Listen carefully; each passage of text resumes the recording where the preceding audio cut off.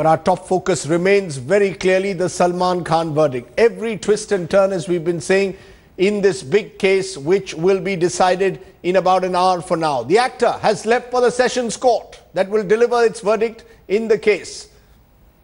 Salman is accused of killing one person, injuring 4 others by ramming his SUV into a bakery shop in Bandra 13 years ago.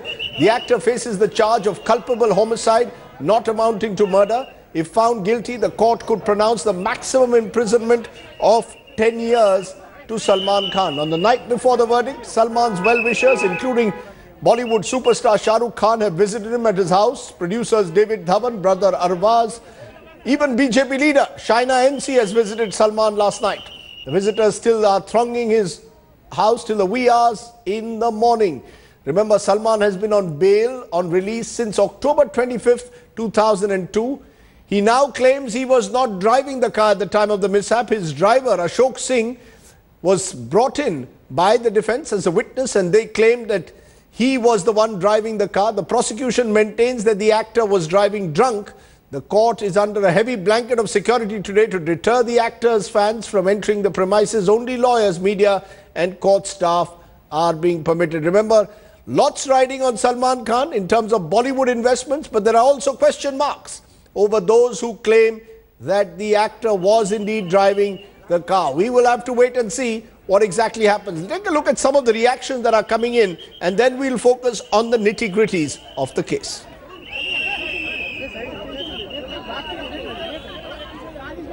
Okay, let's go straight across to Ankit Tyagi, who's joining me now outside the courtroom. Ankit, tell us, at the moment, Salman Khan expected to arrive any moment, but what is the scene where you are at the moment? Presumably, there is a large security presence. Absolutely, Rajdeep. In fact, massive security arrangements that have been made by outside the Sessions Court where we are standing. At 11:15, we are expecting Salman Khan to reach here. In fact, just a while back, a few of his staff, his PR team, they went inside. Reporters have now also been allowed inside the court. They have, in fact, gone inside.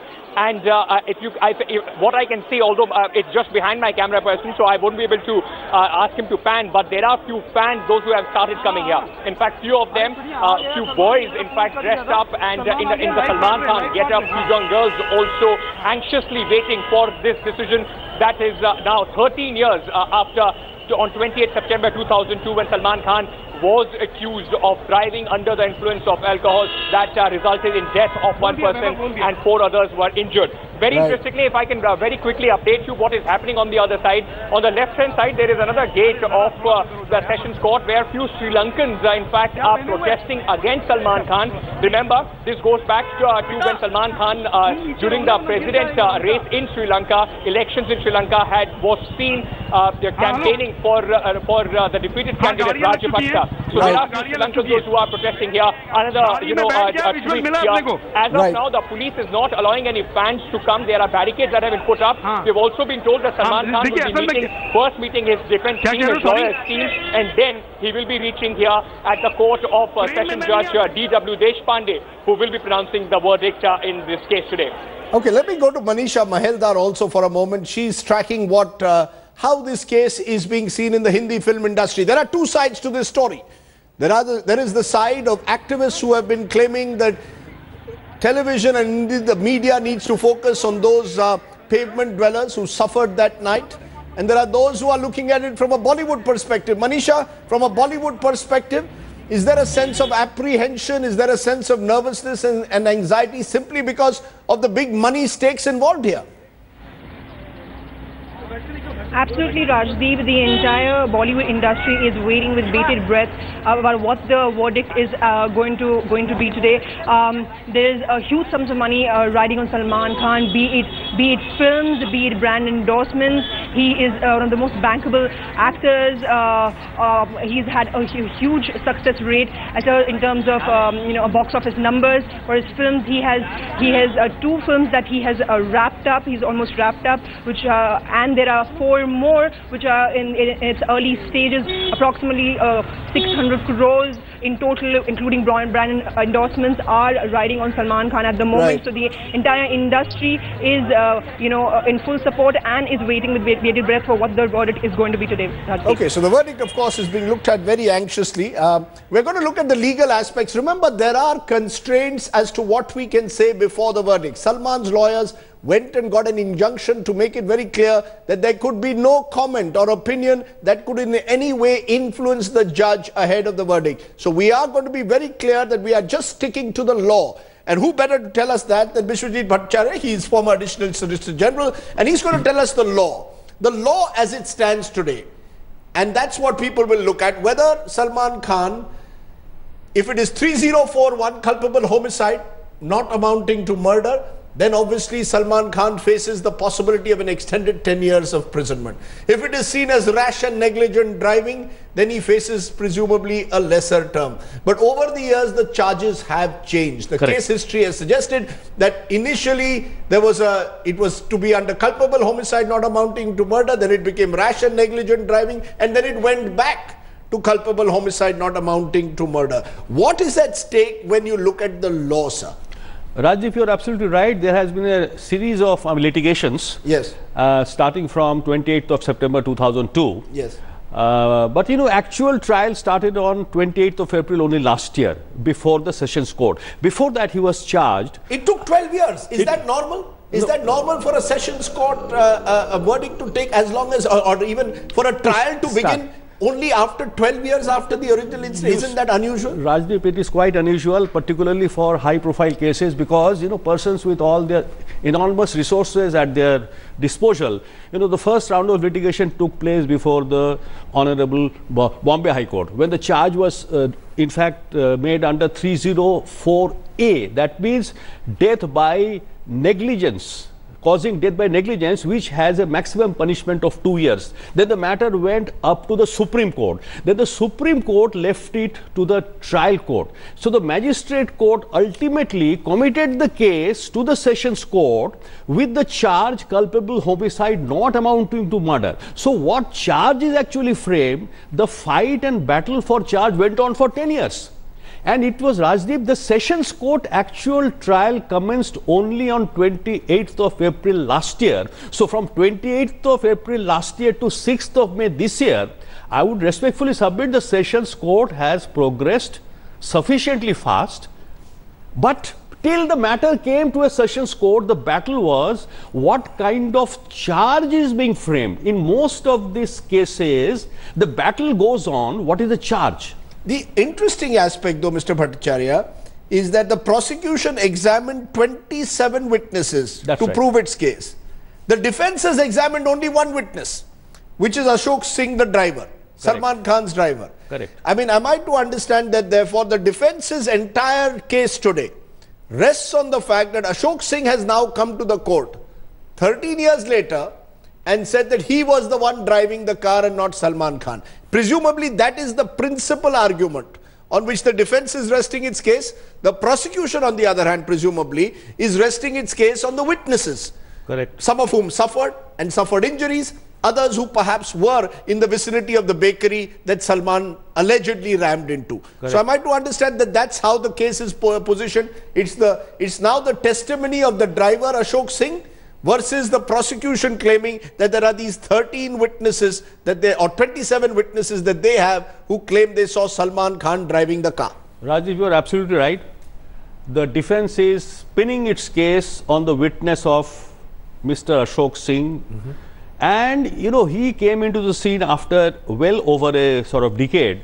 So it is unlikely that the court will give due weightage to his kind of evidence. On the other hand, Rajdeep, in my view, a very important witness who was in the car, that is Kamal Khan, the singer, the prosecution has chosen not to examine him.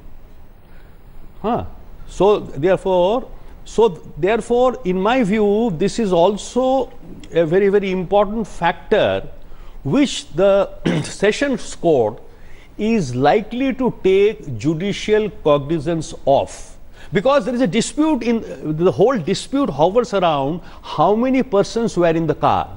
Salman Khan, his bodyguard and Salman Khan's singer friend. Now Salman, now the fresh fourth person has come up in the driver too late in the day. Now the bodyguard's witness evidence has been taken. Salman Khan, of course, is an accused. He must have made his statement under section 313 of CRPC.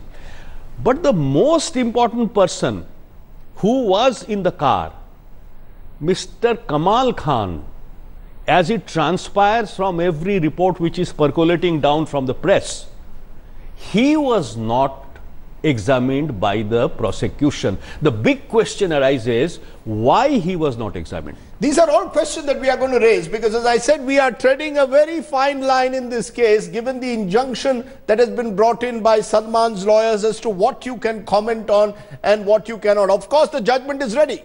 I don't think anything that we say now on the channel is going to influence what the magistrate is going to say in court, in the sessions court. But it's clear at the moment that it's a fine line as to how much you can actually cover. We are seeing those pictures of Salman moving through Mumbai's busy streets to Bandra. I'm also joined by Minty Tejpal. He's a film critic. And just a sense, Minty, are you getting a sense that this is a verdict which, even more than the Sanjay Dutt case, is bringing the complexities of a film star's life as a star and his role outside the film world? Because this is not the first time that Salman has had more than a flirtation with the law. There's a black buck case which is still going on in a court in Jodhpur, and therefore there is this big superstar, but there is this darker side to him also. So it's almost like a film which is playing out here today. Yeah, you're absolutely right, Rajdeep. The big difference between the Sanjay Dutt case and the Salman Khan case is, during Sanjay Dutt's, a few months before he was the verdict was supposed to be announced, nobody believed he would actually be put away. Bollywood never believed that a superstar of his kind could actually go to jail. Now that's the change. So they know now that no matter how great an actor you are, or an ex-chief minister or whatever, we've seen that change in the last few years in this country here. So of course Bollywood is nervous. But as for the fact that will it be damaged? No, the vacuum will be filled very fast here, Rajdeep. Whatever said and done, Salman is on his fading years. He's had his run. He's 48, 49. So, he's not getting any younger. So in that sense, Bollywood won't be damaged. But being they close ranks very quickly, because right. Salman is a very powerful, he's a very powerful superstar. Can I just go to Ankit? Ankit, while we focus on Bollywood and the star, let's be clear. There are families involved there. Families who lost their loved ones, who lost their dear ones. There are witnesses who were there. Many of them are faceless Indians. I just want to know, where are those families today? Where have any of the family members, including the family member of the one person who died, the family members of the victims who suffered injuries outside that bakery, the passerbys, where are all of them? Have they come to the courtroom as well? Because I know that they apparently are not to be allowed to come on camera, because they are seen to be prejudicial to the verdict if they speak out against Salman before the verdict is delivered. But where are they today?